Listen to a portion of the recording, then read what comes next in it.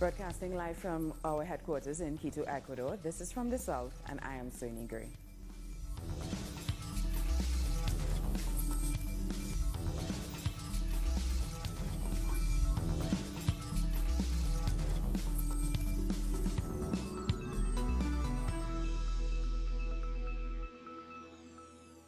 The 73rd session of the United Nations General Assembly has entered its third day with more high-level meetings expected. The Security Council is set to hold a meeting about non-proliferation with a focus on the Democratic People's Republic of Korea. The United Nations and European Union will launch their Spotlight initiative on ending violence against women and girls in Latin America. And finally, the general debate will continue. Among today's speakers will be Palestinian President Mahmoud Abbas, Jamaican Prime Minister Andrew Holness, and the Prime Minister of St. Vincent and the Grenadines, Dr. Ralph Gonsalves. On Wednesday, Venezuelan President Nicolas Maduro addressed the United Nations General Assembly. Maduro said Venezuela has become the victim of diplomatic and economic attacks. He also remarked that the U.S. wants to dominate the world and calls such a stance unhealthy for global peace. The president once again restated his willingness to meet with the U.S. President Donald Trump. I learned that some journalists had asked President Donald Trump if he was willing to meet with Maduro. That's how they call me. Nicolás Maduro, the president of Venezuela. Apparently, President Donald Trump said in one of his answers today that if this would help Venezuela, he was willing to do so. Well, from this stage, I say and I ratify, regardless of the big historical differences that we've had, regardless of the differences in ideology, regardless of our social differences, I am a worker, a bus driver, a man of the people. I'm not a billionaire. Regardless of all these differences that could be considered as enormous, the president of Venezuela, Nicolás Maduro Moros, is willing, I am willing, to shake the hands of President of the United States and speak with him about the differences of our countries and the matters of our region, and so they be considered. This is what I believe. Another topic Maduro touched upon was the ongoing economic blockade of Venezuela. To think about the political control in Venezuela. Today, Venezuela is the victim of a continuous attack. On the economic side, Venezuela has been under, during the last 2 years, to a group of measures, unilateral measures, fully legal, of economic persecution, of economic blockade. We have been prevented from using the international exchange currency, the dollar, and their positions of domination from the authorities of the Secretary of the Treasury of the United States. Today, Venezuela cannot trade internationally with dollars. The world was aware of this, that Venezuela is persecuted economically, commercially, financially. Today, Venezuela is under mechanisms of economic sanction which are illegal, unilateral. During his first speech at the UNGA's general debate, Cuba's president, Miguel Diaz-Canel, called upon the U.S. to end its blockade against his island. He said this is the main obstacle to the two countries normalizing relations. Diaz-Canel also stood in support of Venezuela, criticizing the continuous threats of a possible U.S.-backed military intervention. The potential for a smooth, fluent business relationship is well known, and a genuine and respectful understanding would be in the best interest of the entire region. However, the essential and defining element of the bilateral relationship continues to be the blockade, which seeks to suffocate the Cuban economy in order to bring about hardships and disrupt our constitutional order. It is a cruel policy, punishing Cuban families and the entire nation. Bolivia's President Evo Morales also spoke on the interventionist actions of the United States against Venezuela. Latin America rejects in a clear manner the attempts to militarily intervene in Venezuela. Venezuela's problems should be resolved by Venezuelans. The United States should withdraw its illegal and unilateral measures that represent one of the causes of the economic situation of that country. Turning his focus on internal matters, Morales called for a peaceful solution to the maritime dispute between Bolivia and Chile. Finally, he said climate change and inequality are two of the biggest threats in today's world. Congratulating you on your election to this very important. Following their speeches at the UNGA, Nicolas Maduro and Miguel Diaz-Canel went on to participate in an event at the Riverside Church in Harlem. Among the speakers were two graduates of the Latin American School of Medicine.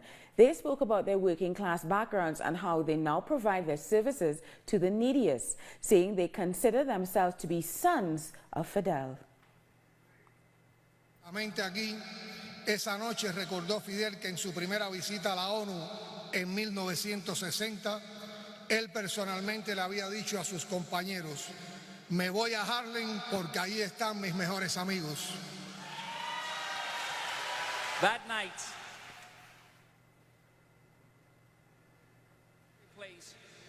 And just before his address to the UNGA, Venezuelan President Nicolas Maduro met with the Russian Foreign Minister Sergei Lavrov. They spoke about the solidarity Venezuela shares with Russia, and in particular with President Vladimir Putin. Another point of discussion was the strengthening of common ties and the goals of both nations. The Russian Foreign Minister reiterated his country's support for the Iranian nuclear deal. The unilateral withdrawal of the United States from this document poses a serious threat to the non-proliferation regime. Especially, as many people here have stressed before, Tehran clearly follows its obligations under the Joint Comprehensive Plan of Action. Russia is convinced of the need to maintain the Joint Comprehensive Action Plan, which we are now actively working together with Iran, China and the European Union. Another one of President Maduro's meetings ahead of his address was with the Iranian President Hassan Rouhani. Both leaders agreed to strengthen their nation's cooperation ties and to defend a multipolar world as a guarantor of peace. The meeting comes just a year after both leaders met in Kazakhstan during the summit of the Organization of Petroleum Exporting Countries. Now, another speaker on Wednesday was the president of El Salvador, Salvador Sanchez Cerén. He rejected the United States policy of separating migrant families at the U.S.-Mexico border. This year, many of the migrant families, mainly from the northern triangle of Central America, have faced a difficult and painful situation when being separated, which has caused irreparable psychological and emotional damages to children and adolescents. We consider that the children's and family interests must be respected regardless of their migrant status. I reiterated the request by El Salvador to U.S. authorities to speed up the reunification process of children that arrived at the southern border of the country, accompanied or not by their families.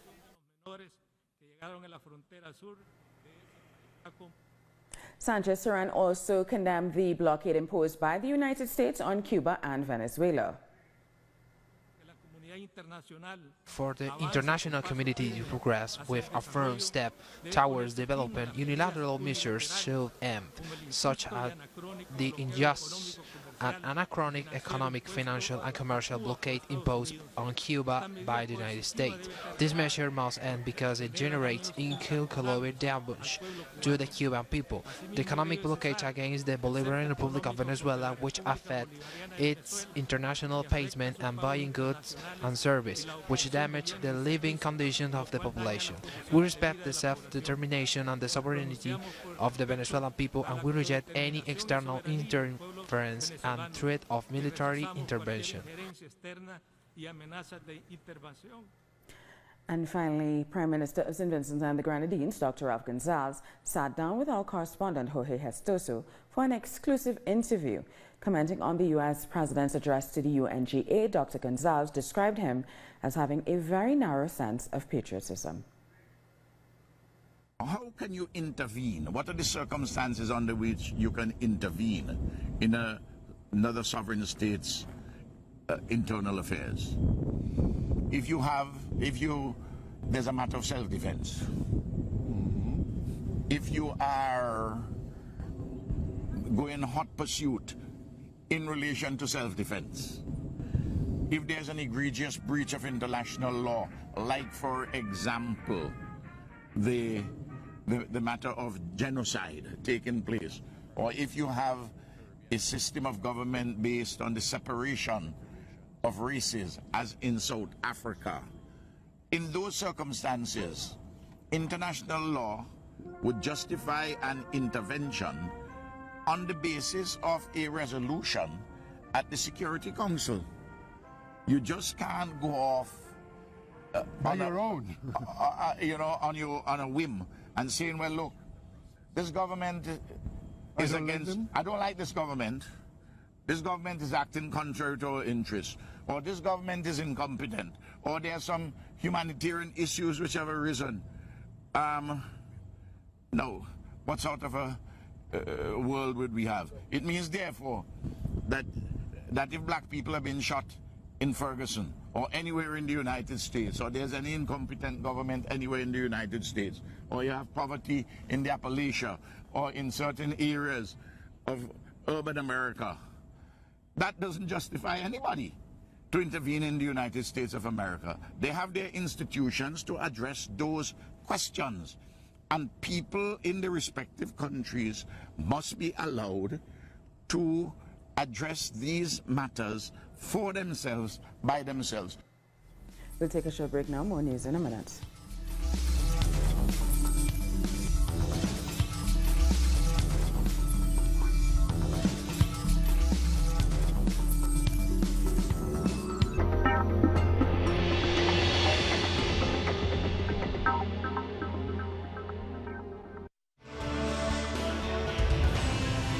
In a world infested by inequalities, abuse of power, and injustice, the American journalist Abby Martin covers the struggle for fundamental rights worldwide, deep into the search of files which uncover the empire's strategies through our screen and web platform in English. The Empire Files with Abby Martin. Tuesday, only on Telesur.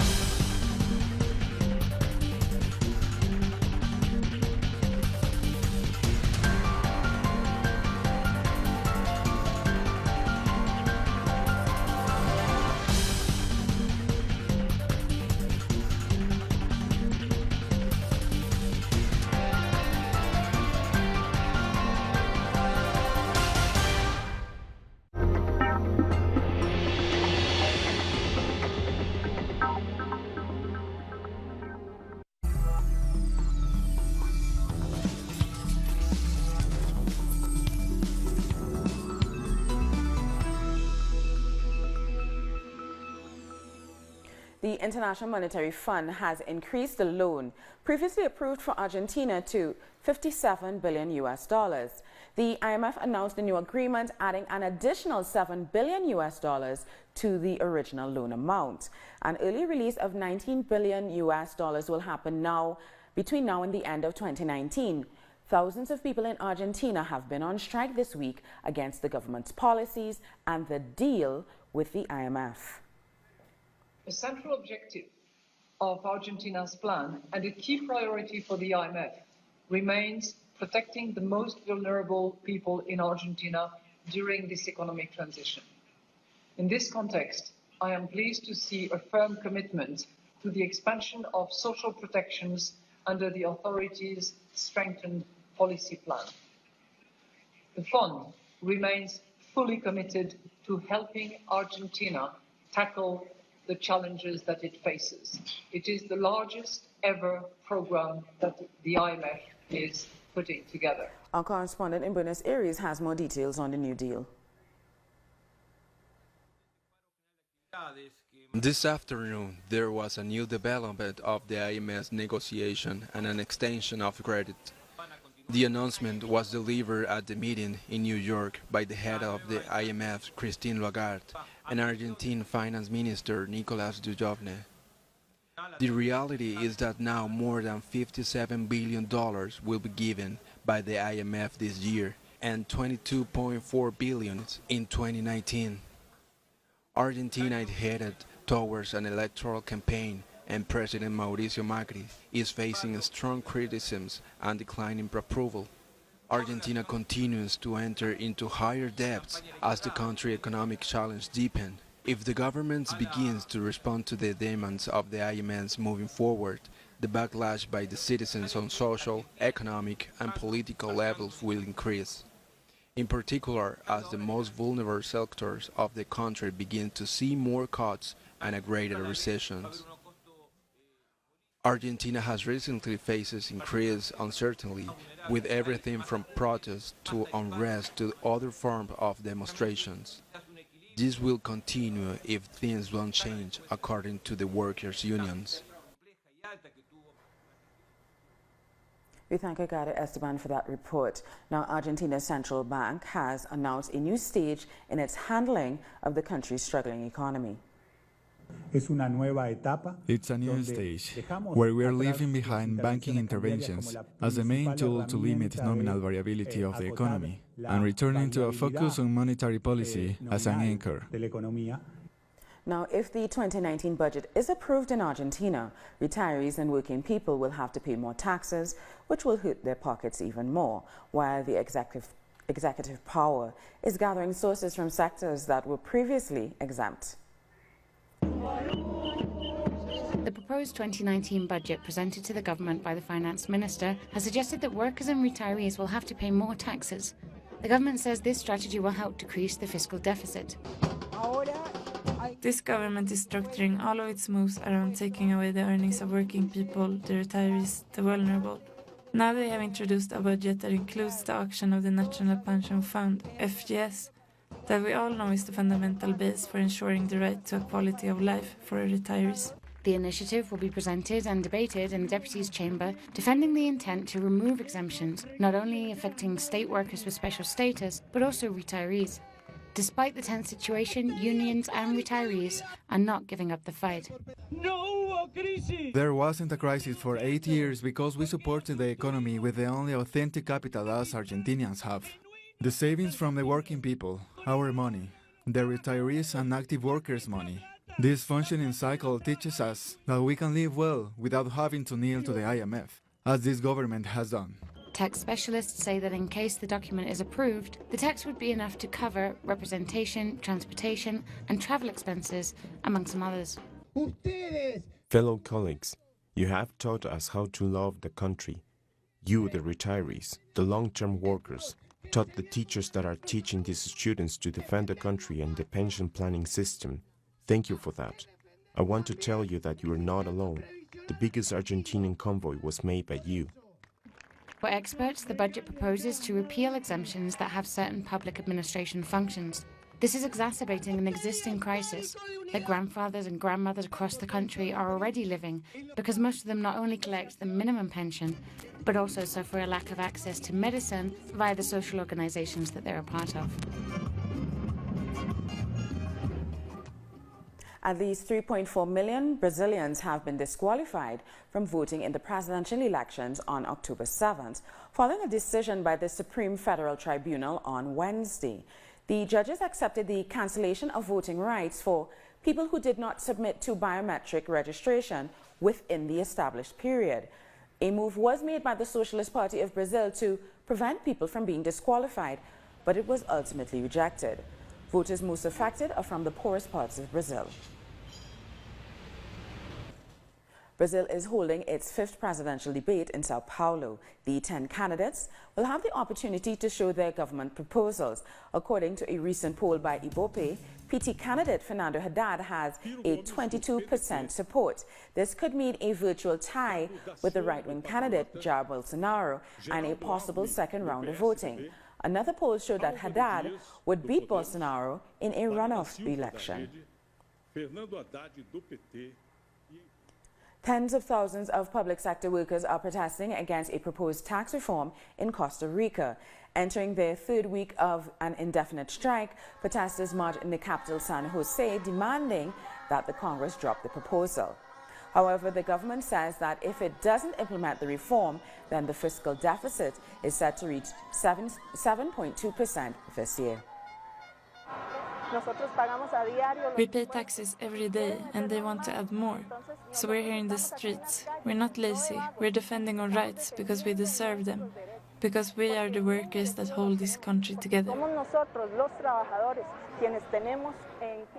Over the last 2 weeks in Colombia, legislators have sought to reform the justice system. The proposed legislation has triggered different reactions from those who defend the Constitution and from those who might want to end it. According to former Judge Alfredo Bernal, former President Álvaro Uribe's proposal to eliminate 2 high courts goes against the Constitution. It is a proposal that is entirely inconvenient for the country.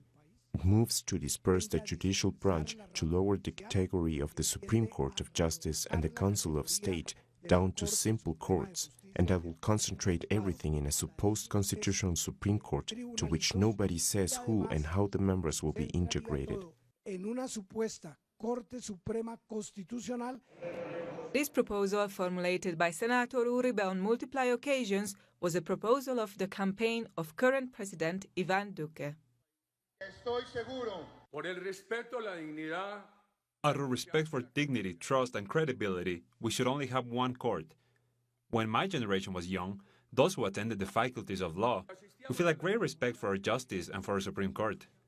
Today, that has been lost.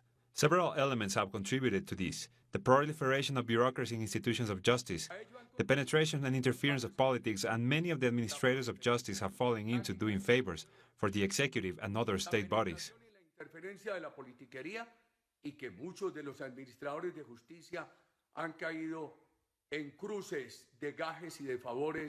According to senators from the Bloc for Peace, this proposal seeks to benefit the personal interest of former President Uribe. Many Colombians believe that it is simply a measure to dismiss the investigations against former President Uribe and other investigations that the Supreme Court of Justice is carrying out. And although, strangely, Duque's government is opposed to the proposal of former President Uribe, some senators say that the 2 projects in the end come together to end the Constitution of '91.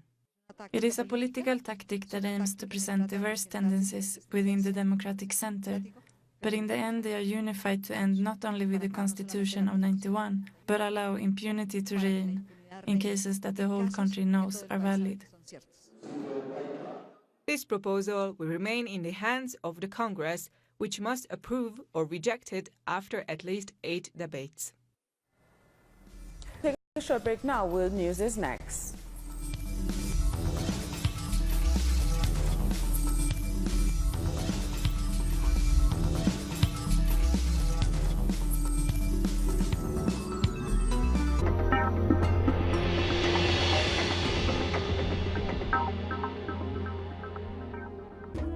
An occasion to enjoy the cultural diversity that defines our South American essence.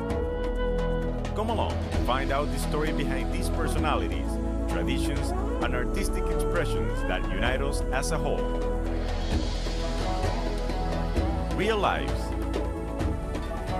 Saturdays, only on Telesur.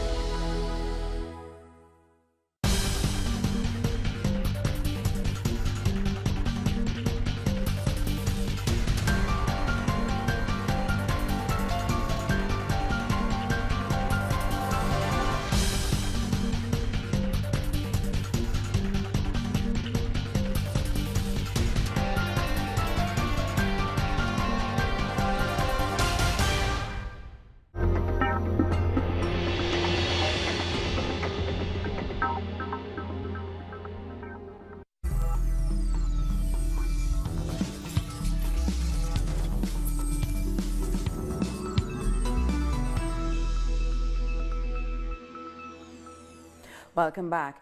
A new parliament in Iraq's Kurdistan region is to be elected on Sunday. The dominant Kurdistan Democratic Party will compete against the Patriotic Union of Kurdistan and the Goran Party. A new political party founded this year will also be in the running. The New Generation movement is harnessing public anger at the region's ruling elites. Thousands marched in Bethlehem to support Palestinian President Mahmoud Abbas's upcoming speech at the United Nations General Assembly. They also protested the cancellation of U.S. aid to the country. Demonstrators unveiled a large UNRWA ID card carrying Abbas's name as a symbol of the Palestinian people's right of return. The United Nations Relief and Works Agency, or UNRWA, is facing a funding crisis after U.S. President Donald Trump withdrew all support for Abbas, who is set to speak at the UN General Debate on Thursday. Our message to the American administration today is clear for all Palestinian people and the society of the Bethlehem Governorate. It's a message of anger and protest against the American administration and its partner decisions with the Israeli occupation. It is also a message for support to President Abbas, and we stand with him in the UN, and we are with him in his political agenda. Zhao Lij, a senior official of the Communist Party of China, has mourned the passing of the Vietnamese president Tran Dai Quan in Hanoi. Zhao gave condolences to the late president's family on behalf of Xi Jinping, the CPC, the Chinese government, and the Chinese people. Tran Dai Quan passed away on Friday after a serious illness. He was 61 years old. And we end with this incredible moment which was caught on camera in Kaikoura, New Zealand, when a seal slapped a canoe with an octopus. The video shows the seal coming out of the water, octopus in mouth, swinging the mollusk towards the unsuspecting canoe and then slipping back into the water. Tayo Masuda is the 23-year-old Sydney University student who filmed the scene.